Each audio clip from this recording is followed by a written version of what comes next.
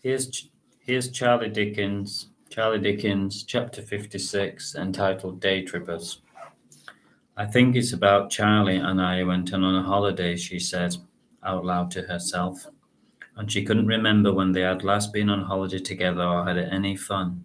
Fun was definitely the main ingredient missing from their lives, she thought. She couldn't wait to tell Charlie when he came home from school, but first she needed to decide where they were going to go. There were so many places that she had trouble picking one.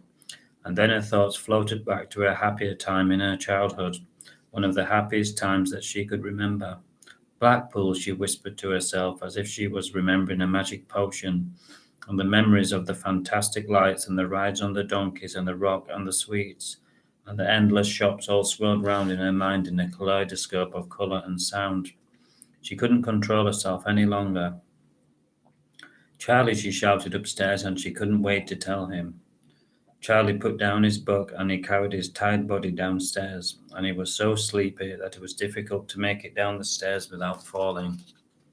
As soon as he saw his mum, he could definitely see a change in her, and she was smiling and she was bubbling with excitement like a little girl.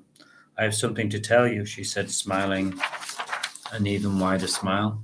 Can you remember the last time we went on a holiday? She asked breathlessly. Charlie struggled to remember even going on holiday and eventually gave up. Neither can I, she said, laughing out loud for the first time in years. We never have, she said dramatically, but that is going to change. Charlie could see the comic peeking from behind the fat, boring cushions, but he decided not to mention it. He didn't want to spoil the happy atmosphere. We're going to Blackpool, she announced with an even bigger grin. Wow, said Charlie, but in fact he had never heard of it. It sounded a bit grim, he thought. Is it far away, he said, searching for something positive to say. Only 100 miles or so, said his mum, who was now pacing round and round the old dowdy living room as if she had ants in her pants.